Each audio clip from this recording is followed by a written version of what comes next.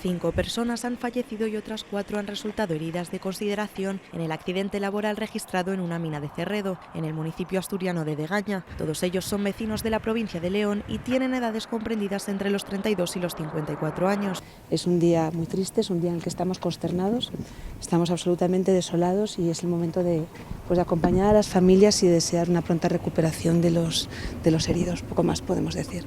La Guardia Civil ha informado de que el motivo del accidente se produjo por una explosión dentro de una galería, supuestamente por el gas contenido en su interior. En principio trabajamos con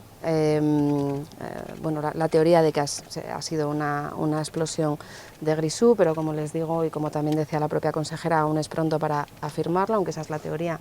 Lo que sí les digo es que han sido recuperados todos los cuerpos, que serán trasladados al Instituto de Medicina Legal de Oviedo, que los otros 4 heridos, en principio permanecen estables, algunos de ellos dentro de la gravedad. Hasta allí se ha desplazado también la ministra de Trabajo, Yolanda Díaz.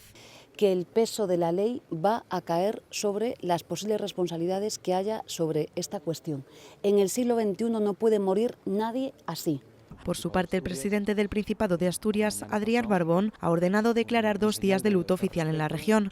Es verdad que la mayoría de ellos sabemos ya que viven en León, en la provincia de León, pero aún así somos provincias hermanas, el dolor es común y evidentemente esta declaración es por ellos también, porque estamos con vínculos muy estrechos. Hasta el lugar se han desplazado tantos servicios sanitarios, bomberos y Brigada Central de Salvamento Minero, como efectivos de la Guardia Civil de Degaña, Cangas de Narcea, así como de la Policía Judicial de Pravia.